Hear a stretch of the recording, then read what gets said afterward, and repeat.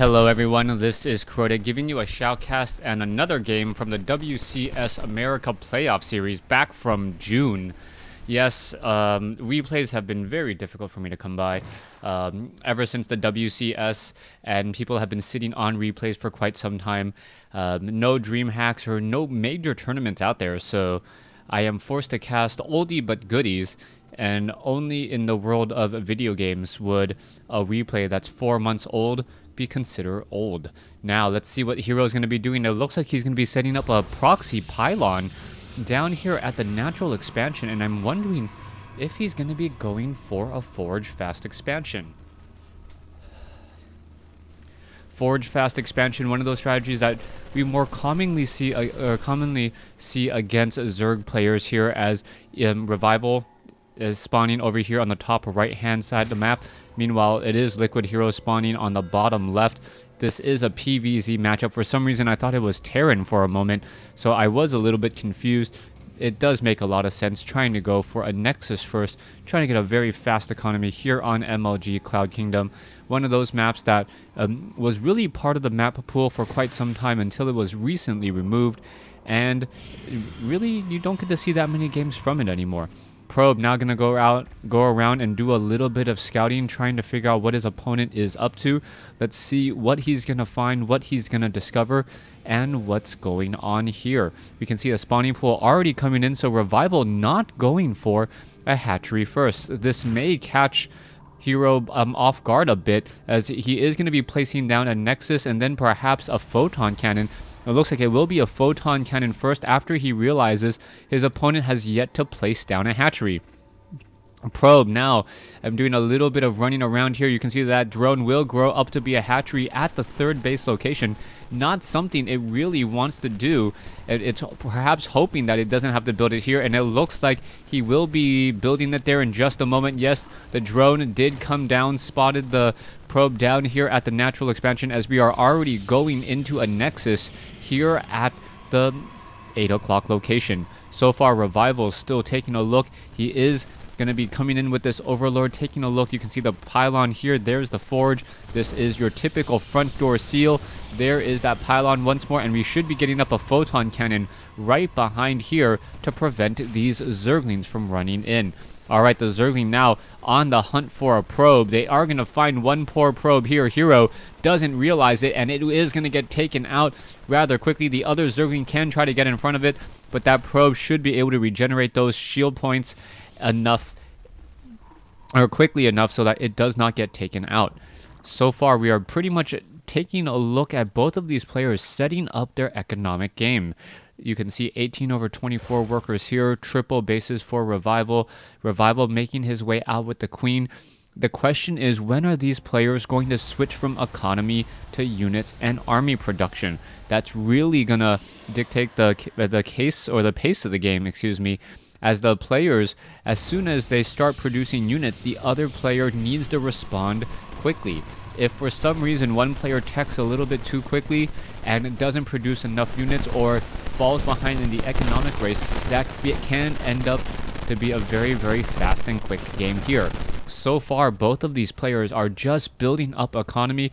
27 probes versus 26. You can take a look at the supply count, 32 to 31. The vast majority of all of the supply is in production and in all of these workers. We now finally have our first unit out on the field by Hero. Hero, with that Zealot at the front door, should be able to handle a large number of Zerglings, but we do have to be careful though. If the Zerglings do get a run by here, the sentry is not going to be that effective.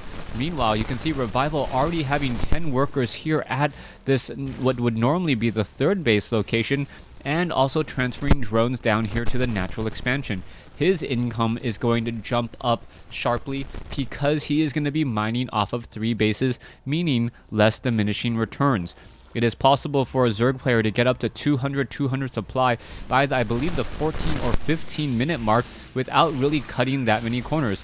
One Zealot just handling a good number of Zerglings there. Is it going to take down another one? Yes. No, it doesn't.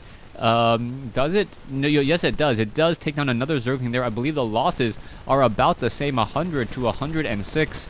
The extra 6 losses came from the extractor trick. trying to get into 11/10 supply earlier. That Zealot did do its job, taking down a large number of Zerglings hiding behind this Zelnaga tower right here, positioning itself in such a way so that it would not get surrounded by Zerglings, only having one Zergling in the front and one Zergling in the back. We are now going into some Immortal production here, and I'm waiting to see whether or not Hero is going to be placing down more gateways. So far, we only see one gateway. There is 2, 3, we should see 4, 5, maybe even 6 here.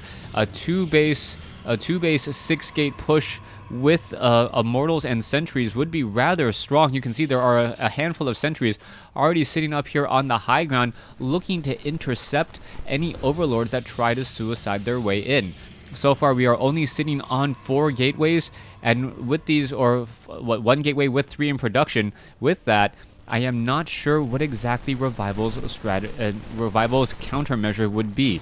You can see that he is up on bases. He does have a larger number of Harvesters by far, and this economy is just going to absolutely blow up here in the next 4 minutes. Now, every good Protoss player knows that you cannot give the next 4 minutes to your opponent.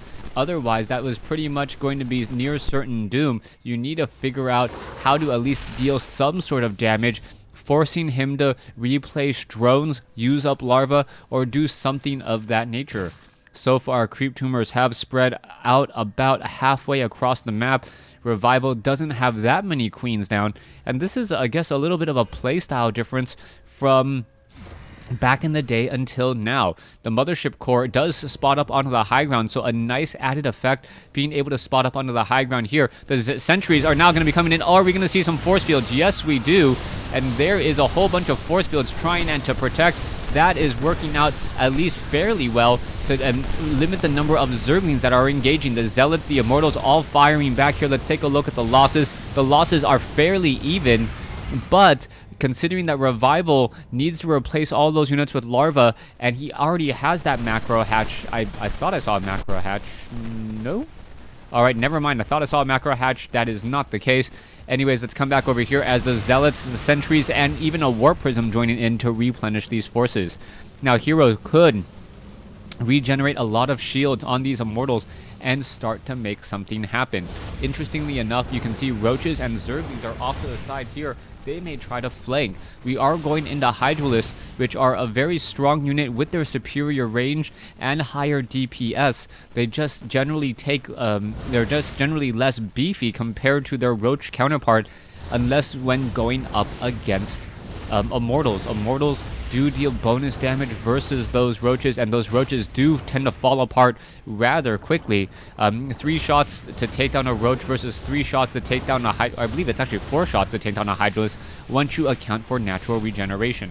Overseer now trying to make its way in here. What's happening? There's that pylon has been taken down. The Overseer now getting free scouting rain on the entire base.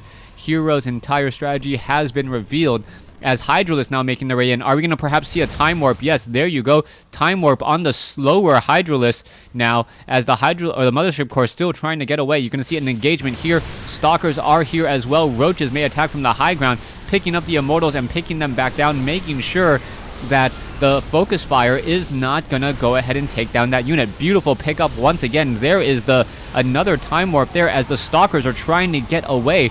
So far, beautifully done, as the Immortals are still continuing this push. And now it's looking like Hero is going to come out ahead of this fight. Even though he is behind in terms of supply, he is just trading better every step of the way. Zerglings, Hydralisks once again making their way through. We can see a 4th base already being established by Revival. Revival needs to consider his options. Meanwhile, down over here, a 3rd base should be taken up by Hero in just a moment. Or is Hero just going to try and macro up his army and destroy his opponent?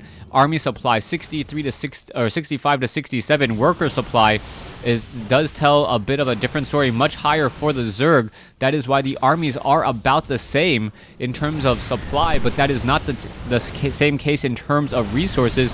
Generally, Roaches and Zerglings are on the cheap side. Let's take a look at this battle so far. Zerglings not trying to engage, and the Mothership Core does get taken down, as the Immortals are just going to simply stutter step their way up the ramp. The Zealots, however, in a little bit of trouble. They are unable to engage. The Immortal quickly being picked up and dropped back down. It looks like it could get focused down here, and the Immortal may get taken down, constantly being picked up and dropped back down, trying to just maximize all of that DPS. Another Immortal does get taken down here. Drones come off the mineral line in order to make their way through. It is now going to go ahead and focus down a number of units there, as Hero is now in trouble.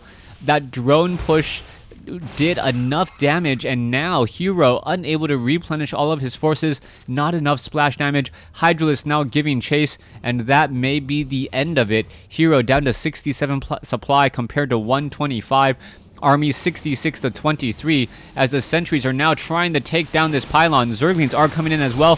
There is a force field preventing the roaches from charging up that ramp. Are we perhaps going to see the rocks get taken down? Yes, we are. Those rocks will fall rather quickly. There they go, and now the units are not going to be stopped by just one force field. 3 force field, however, will do the trick, as they are still fighting and pushing their way through. Sentries getting added, but the Hydralisk still lobbing their needles over the force fields, getting damage onto the sentries, the stalkers, and that is going to be it. Hero does say GG, as game 1 goes in favor of Revival. Thanks for watching. Thanks for listening. Hope you guys enjoyed game 1. Please stay tuned for game 2.